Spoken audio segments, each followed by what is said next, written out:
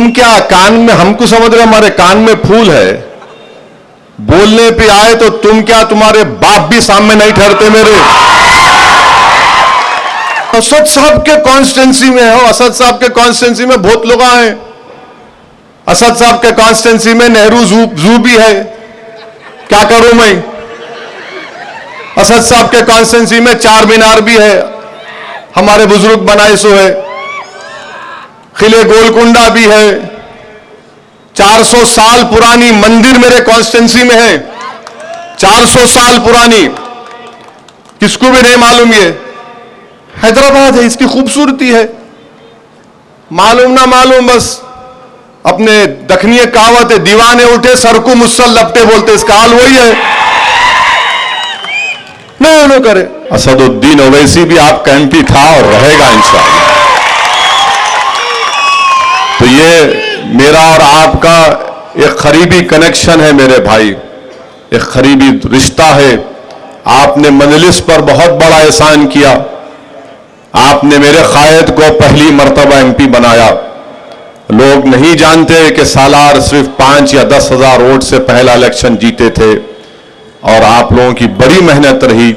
अल्लाह आपको सलामत रखे। तो मेरी आप तमाम से अपील है कि आप लोग एक अच्छा फैसला लीजिए, आप लोग एक सही फैसला लीजिए, ताकि तेलंगाना में जो पिछले 9.5 साल से जो एक अमन का माहौल है, वो अमन का माहौल बरकरार रहे।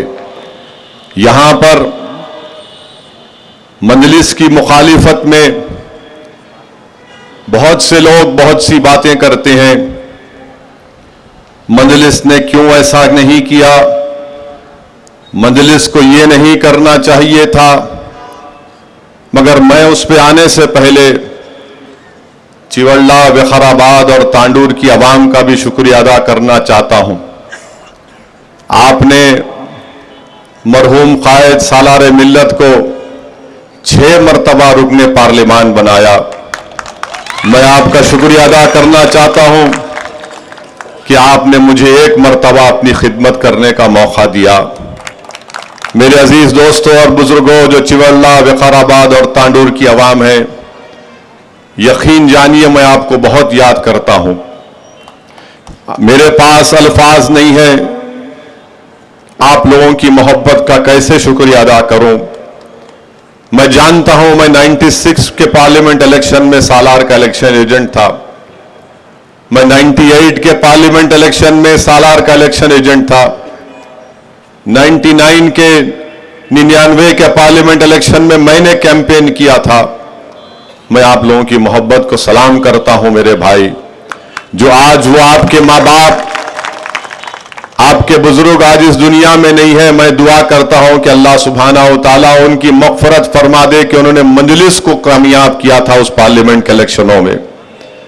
मैं जानता हूं मेरे भाई, पहली मर्तबा जब सालार इलेक्शन लड़ रहे थे तो कैसे आपको वोट डालने से लोग रोक देते थे, गांव में आने नहीं दिया जाता था, मगर आप बहादुरी के साथ बेखौफ होकर मजलिस के हरे झंडे को लेकर जाते थे आरएसएस और बीजेपी के लोगों के सामने।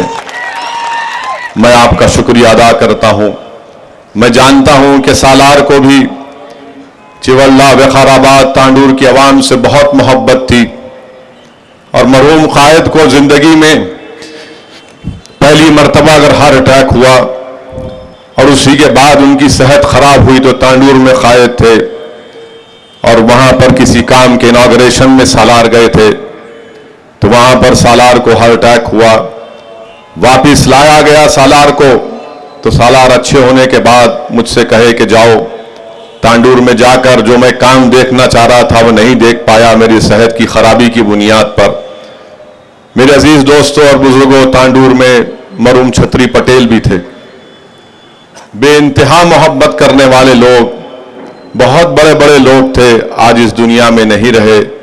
मगर मैं आपको यकीन दिला रहा हूं, असदुद्दीन ओवैसी आपकी खिदमत से महरूम तो हो गया, मगर मैं कभी भी आपका काम, आपकी खिदमत को नहीं छोड़ूंगा।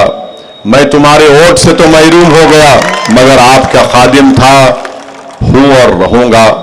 आपके साथ मैं हूं, मंजलिस आपके साथ है। आप हरगिज ये मत समझिए कि सिर्फ रंजीत रेड्डी आपका एमपी है, असदुद्दीन ओवैसी भी आपका एमपी था और रहेगा इंशाअल्लाह। तो ये मेरा और आपका एक करीबी कनेक्शन है मेरे भाई, एक करीबी रिश्ता है। आपने मजलिस पर बहुत बड़ा एहसान किया।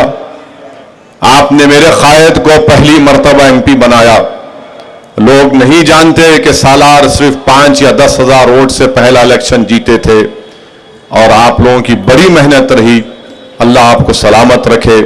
मैं ये बात हमेशा कहता हूं और जब कभी भी आपकी सरजमीन पर आता हूं मैं आपका शुक्रिया अदा करता हूं, क्योंकि हमको ये सिखाया गया कि जो तुम्हारी मदद करता है तुम उसका शुक्रिया अदा करो और कभी भी उनके एहसान को मत भूलो।